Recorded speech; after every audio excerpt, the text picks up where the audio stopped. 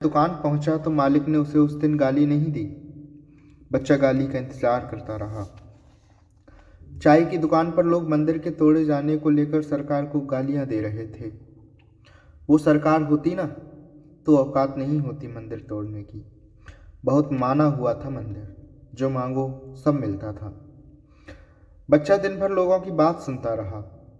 उसको विश्वास हो गया था कि भगवान सही में होता तो मंदिर कैसे टूटता। बच्चे को यह भी विश्वास हो गया कि उसने जो कुछ भी मांगा था वो अधूरा रह जाएगा। बाबा रुद्र नारायण ने हरिद्वार की ट्रेन पकड़ी। रास्ते में उनके बाबा वाले कपड़े देखकर लोगों ने खाना खिला दिया। एक दो लोगों ने जब अपना भविष्य पूछा तो बाबा ने मुस्कुराते हुए वही जवाब दिया, काम हो जाएगा। हरिद्वार में वो एक आश्रम पहुंचे। एक दो दिन रुके लेकिन मन नहीं लगा। बहुत देर तक गंगा के किनारे बैठे रहे। कुछ लोग आकर उन्हें पैसे देते गए। बाबा मुस्कुरा नहीं रहे थे। वो गंगा घाट पर रात भर बैठे रहे। सुबह तक उनको बहुत ठंड लगती रही। बहुत ठंड लगने पर घर के बिस्तर की याद आती है। बाबा ने फिर ट्रेन पकड़ ली। जहाँ वो उतरे वो स्टेशन भोपाल था। भोपाल में बड़े आलीशान घर का दरवाज़ा खटखटाने से पहले वो कुछ देर बाहर रुके, जैसे मन में कोई दुविधा हो। खैर, जब उन्होंने दरवाज़ा खटखटाया तो घंटी के पास लगे कैमरे से आवाज़ आई, बाबा जाओ, बाद में आना। बाबा ने बड़ी उम्मीद से घर को देखा और लौट गए।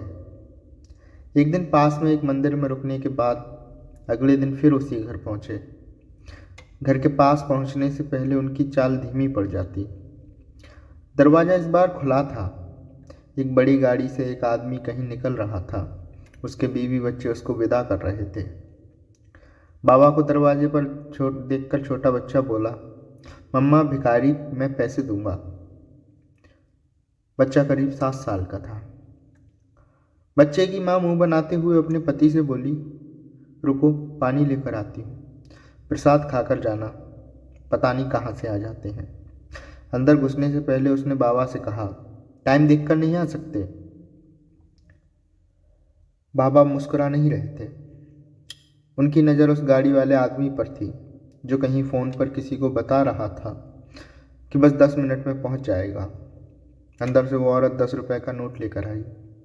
बच्चे ने लपक कर नोट लिया और फौरन बाबा के हाथ में रख दिया। बाबा ने उसके सर पर हाथ रखा तो माँ गुस्से में चिढ़ गई, छुआ कैसे? अब हो गया ना, जाओ।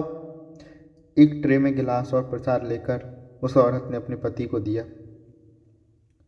पति ने कार का शीशा खोला। तब बाबा बोले, निर्मला है? अब पहली बार उस आदमी का ध्यान बाबा की शक्ल पर गया। वो घबराकर कार से नीचे उतरा। उसने बाबा के पैर छुए, उनको अंदर लेकर गया। तुरंत अपनी सभी मीटिंग कैंसिल की। बीवी को कुछ समझ नहीं आ रहा था। जब वो उसको हॉल में लेकर जा रहा था तो बीवी ने सर्वेंट रूम की ओर इशारा किया। उस आदमी ने अपनी बीवी की बात पर ध्यान नहीं दिया। तुरंत एक कमरा अलग से रखा गया। बाबा के पास कोई कपड़े तो थे नहीं। लड़का जब उनको कमरे में बैठा रहा था तब उसका ध्यान बाबा के पसीने की महक पर गया। उसमें ठीक पहले जैसी ही महक थी। उनको कमरे में बैठाने के बाद जैसे ही वो बाहर गया, बीवी ने पूछा, कौन है ये? पापा।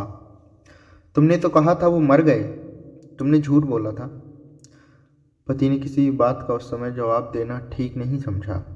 उसने अपना ढीला कुर्ता पजामा उनको दिया, बाथरूम दिखाया। बाबा ने पूछा, निर्मला कहाँ है? आप नहा धो लीजिए, मिलवाता हूँ। इधर बेटे ने अपने ऑफिस में छुट्टी के लिए कह दिया। बीवी ने जिद पकड़ ली कि पहले इनका मेडिकल टेस्ट कराओ, पता नहीं कहाँ कहाँ से कौन सी बीमारी लेकर आ रहे हैं। बाबा कुर्ता पजामा पहनकर अपने कमरे में एक तरफ बैठे थे। उनका पोता डरते हुए कमरे में आया। आप अब हम लोगों के साथ रहेंगे। बाबा ने कुछ नहीं कहा। बेटा बोला, रुद्र नाम रखा है इसका? फिर बेटे ने पोते से कहा, दादाजी हैं, पैर छुए इनके। बहू ने तुरंत अलमारी से पहनने लायक कपड़े ढूंढे और वो कमरे में नाश्ता लेकर आई।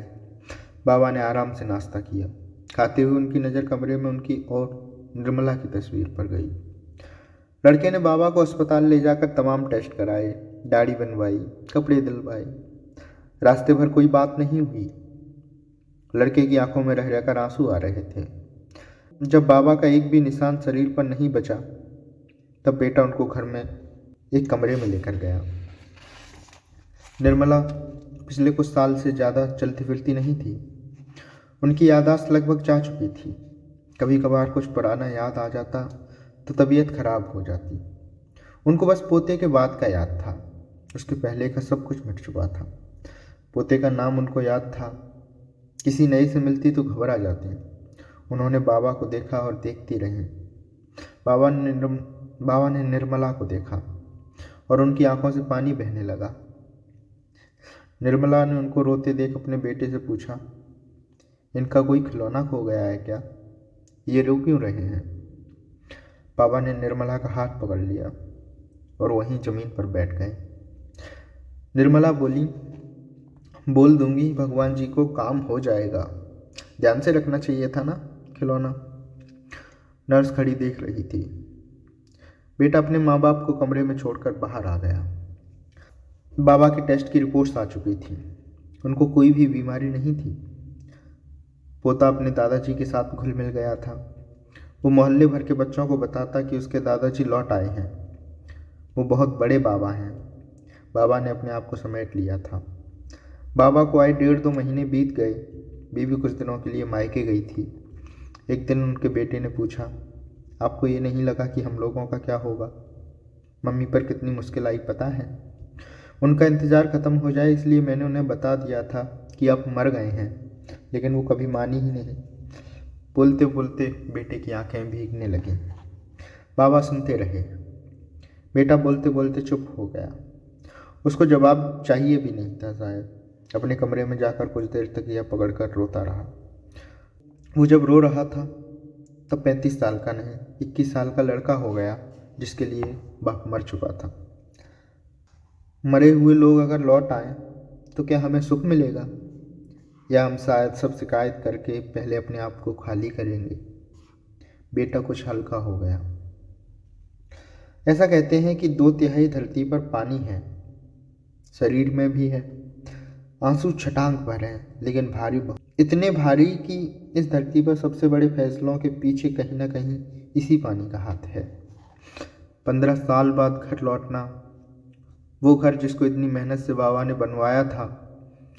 बनते हुए उस घर के एक एक कमरे का हिसाब था कि कहाँ क्या होगा, जब रहेंगे तो कैसे रहेंगे। धीरे धीरे बाबा को इस घर ने अपना लिया था। बेटे की शिकायत बची भी तो उसने कभी बोला नहीं। बहू अच्छी थी, बची निर्मला। उनकी ज़िंदगी आसान थी, बस रोज़ भगवान से कुछ न कुछ मांग लेना। यादें खो जाएं तो ज़िंदगी आसान हो जाती है। हम अपनी यादों से परेशान लोग हैं। दुनिया तो बहुत बाद में परेशान करती है। बाबा रोज़ निर्मला के साथ बैठते। निर्मला का हाथ पकड़कर वो घंटों रोते। निर्मला रोज़ उनको कहती, मैंने भगवान जी को बोल दिया है, एक बार अपने घर में सही से खोज लो, वहीं होगा। मेरा भी कुछ खो गया है, लेकिन याद नहीं आ रहा क्या खोया है। तुम्हें मिले तो बताना। बाबा लौट आए थे। उनके पोते ने एक दिन स्कूल की किताब में गौतम बुद्ध की कहानी पढ़ी तो बाबा से उनके बारे में पूछा, बाबा गौतम बुद्ध क्यों नहीं लौटे? बाबा बहुत दिन बाद ठीक पहले जैसा मुस्कुराए और बोले, उनको रास्ता याद ही नहीं आया। जब याद आ जाएगा तो एक बार तो लौट के जरूर आएंगे। वो अभी जिंदा है बाबा? पोते ने अभी पूछा ही था कि नर्स की आवाज़ आई। निर्मला अपनी आखिरी सांसें गिन रही थी। बेटा, बहू, पोता सब पास में खड़े थे। बाबा ने निर्मला का हाथ पकड़ा और कहा, खिलौना मिल गया है, भगवान जी को बोल देना। निर्मला का बेचैन शरीर अब थम रहा था। आखिरी सांस से पहले उसने कहा, अब संभाल कर रखना। निर्मला और बाबा दोनों का हाथ ठंडा पड़ गया। जो गए वो गौतम बुद्ध हुए या नहीं पता नहीं, पर जो लौटे वो गौतम बुद्ध से कम नहीं थे। खिलौना, दिव्य प्रकाश दुबे। बस यही थी कहानी।